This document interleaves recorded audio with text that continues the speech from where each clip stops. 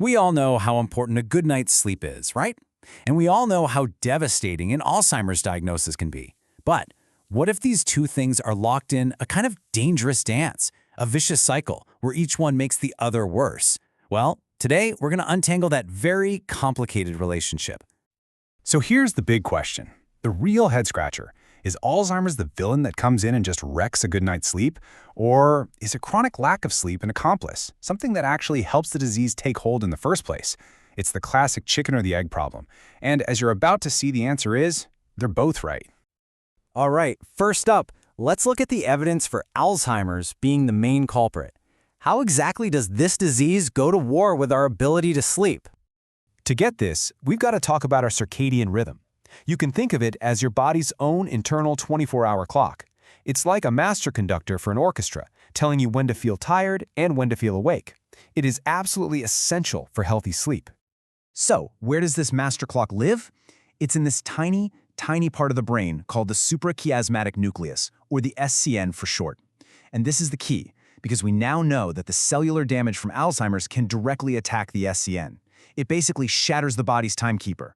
And you can probably guess what happens when that internal clock is broken. The results are chaotic. Sleep gets shorter, it gets choppy, you get way less of that really good restorative deep sleep and REM sleep, the very stages that are so important for locking in memories. This damage is what leads to that heartbreaking confusion between day and night, and that feeling of just being exhausted all the time. Okay, but hold on, because that is only half of the story. The evidence doesn't just point one way. Let's flip this around and look at the other side of the mystery, how a lack of sleep can actively help cause the damage we see in Alzheimer's. This is just incredible stuff. When you're in that deep sleep, your brain isn't just resting. No way. It's actually cleaning house. It fires up this amazing waste disposal system called the glymphatic system. And you can literally picture it as a cleaning crew that comes in at night to power wash all the toxic gunk that's built up between your brain cells during the day. So what kind of toxic waste are we talking about? Well, one of the main offenders is a protein called beta-amyloid. It's a normal byproduct of your brain just being a brain. But if it doesn't get flushed out every night, it starts clumping together, forming these sticky plaques that basically gum up the works between your brain cells and block them from talking to each other. And beta-amyloid has a partner in crime, the tau protein. Now, in healthy brain cells, tau is actually a good guy. It helps stabilize the cell's internal structure. But in Alzheimer's, it goes completely rogue. It starts to misfold and clump up into these destructive tangles inside the brain cells, causing them to basically collapse and die from the inside out.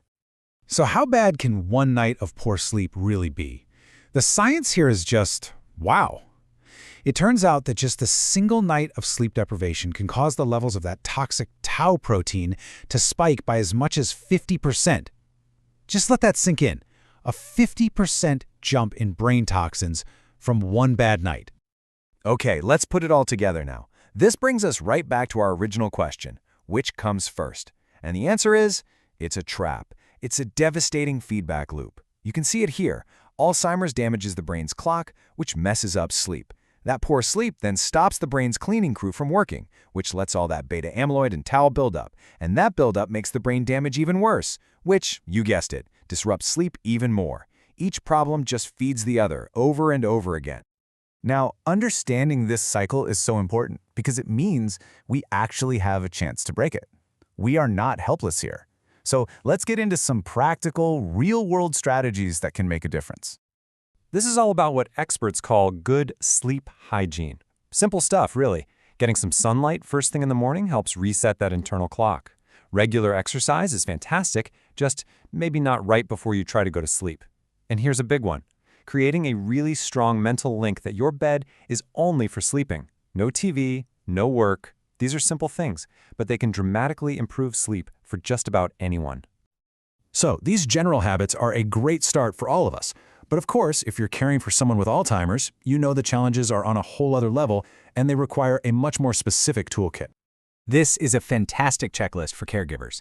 It's so important to rule out other things first. Could it be hidden pain or a condition like sleep apnea? Simple things in the environment, like having a big, clear clock visible, can reduce confusion.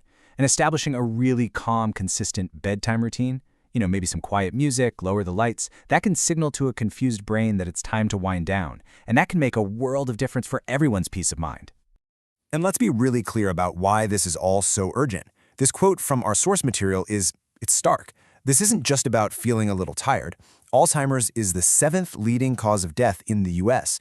It contributes to more deaths than breast cancer and prostate cancer combined.